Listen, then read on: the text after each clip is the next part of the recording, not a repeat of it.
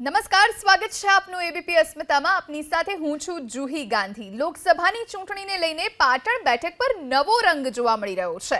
Social મીડિયામાં viral video થયો છે જેમાં પાટીદારો કોંગ્રેસના સમર્થનમાં સોગંદ લેતા હોય એવું ચર્ચાઈ રહ્યું છે. કોંગ્રેસના ઉમેદવાર ચંદનજી ઠાકોરને મત આપવા માં ઉમા ખોડલના સોગંદ લેવાતા હોય તેવું પણ દ્રશ્યમાન થાય છે. એટલું જ નહીં, 2015માં અનામત આંદોલન સમયનો પણ ઉલ્લેખ કરાતો હોય તેવું પણ સાંભળવા મળે છે. પાટણ લોકસભા બેઠક પર ભાજપ અને કોંગ્રેસ બંને ઓબીસી સમાજ એટલે કે ઠાકોર સમાજના ચહેરાઓને મેદાને ઉતાર્યા છે.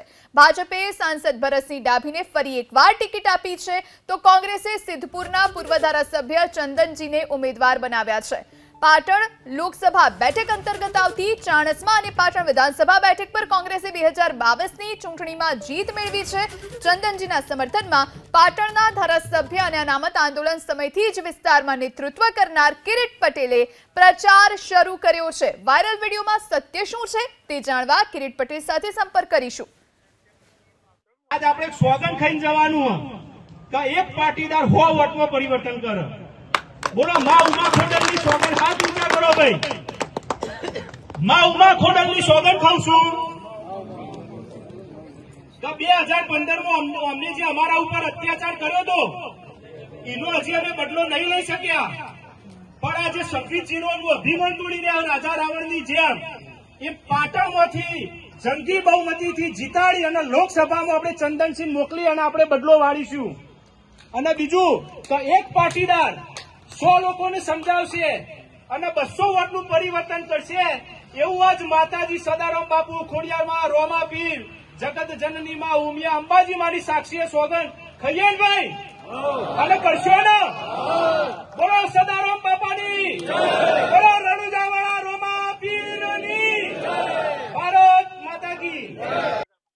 ધારાસભ્ય કિરીટભાઈ પટેલ આપણી સાથે ફોન લાઈન પર જોડાયા છે. કિરીટભાઈ, આપનું સ્વાગત છે. આજે વિડીયો વાયરલ થઈ રહ્યો છે તેનું સત્ય શું છે?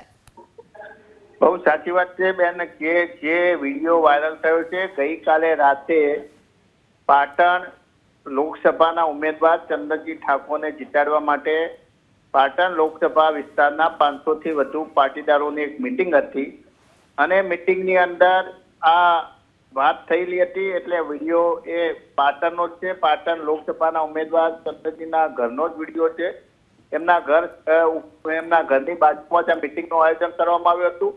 અને જે વાત કરી રહ્યા છે અમારા સતીશ પટેલ પાસના એ પૂર્વ કન્વીનર છે અને એમણે વાત કરી હતી કે 2015ની અંદર ભારતીય જનતા પાર્ટીએ પાટીદારો ઉપર જે અત્યાચાર કર્યો હતો અને એ વખતે જે વચનો આપ્યા હતા, હું એ વખતે ધારાસભ્ય નહોતો, પણ જે નીતિનભાઈ પટેલની અધ્યક્ષતાની અંદર જે કમિટી બનાવી હતી એ કમિટીની અંદર પણ હું સભ્ય હતો અને સરકારે 3 મુખ્ય વચનો આપ્યા હતા મારા પાટીદાર સમાજના અગ્રણીની ઉપસ્થિતિની અંદર કે જે પણ પાટીદાર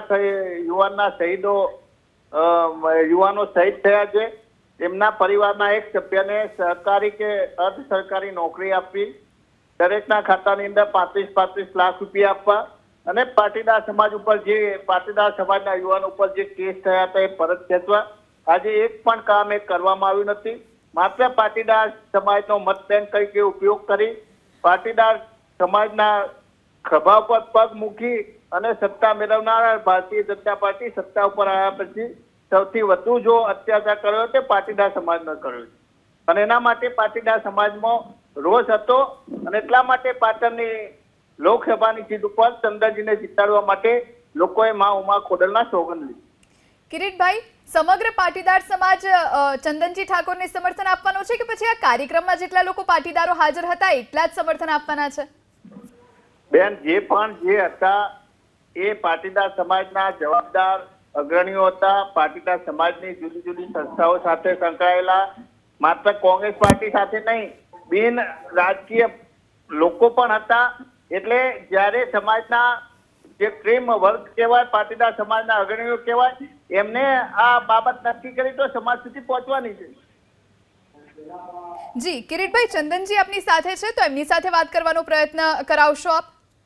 ચંદનજીનું અત્યારે એમની સ્પીચ ચાલે છે એટલે થોડી વાર પછી હું એમને વાત કરાવું છું.